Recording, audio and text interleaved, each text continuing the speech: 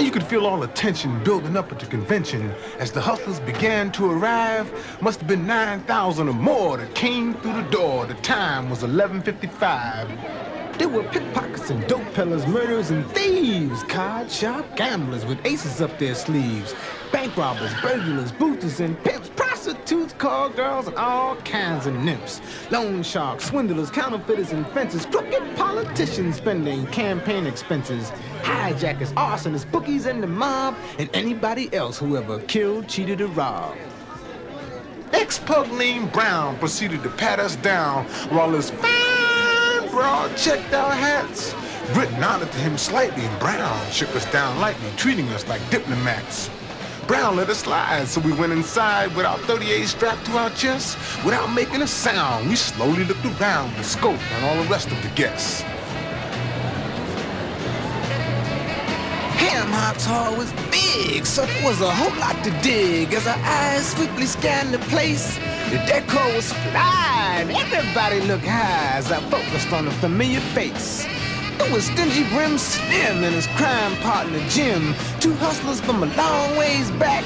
They were dressed to the bone, and their reputations are well known as bagmen on kilos of smack.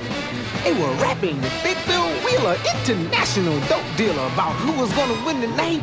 Bill had bet a grand on a hustler named Van, who supposedly had his shit uptight. But me and Spoon, we just grinned as we continued to pin to see who else was there. We spotted finger-popping Teddy and his call girl Betty, whose perfume had lit up the air. I recall the past and how Teddy's rep has spread fast for being so swift with his hands. From the wallet in your pocket to a ring watch or locket, we specialize in expensive brands. Now Betty, it was said, could kill a gray boy in bed and make the chumps admit they would come before they came. Then she would pickpocket the lame while telling him that he wasn't shit. My eyes caught a glimpse of two super fly pimps who had just come through the door.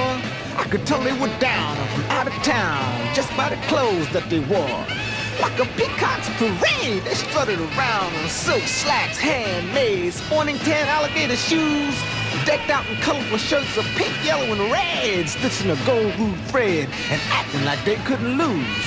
Spoon and I were impressed by the way these cats were dressed and how smooth they seemed to be. But there was one thing we knew for sure, and that's that there couldn't be no draw between us masters of streetology. We didn't find out till later from a booster named Ada, the monikers that these cats went by. They were known as Spongy Carp from out of Harlem, New York, and his partner Chicago Shy. By now, the champagne was flowing, the big band was blowing, as the musicians gave it all they had. Some cats were dancing, others were romancing, but everybody's head was bad. The joint was packed back to back, and the hustlers were eager to begin. They were ready to play from night to day, cause all of them wanted to win.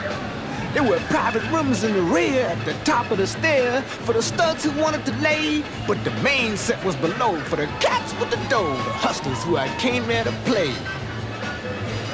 We were now ready to oppose our illustrious foes, so we made it downstairs to the set. It was 1:15, and the players had already begun bidding on their opening bet.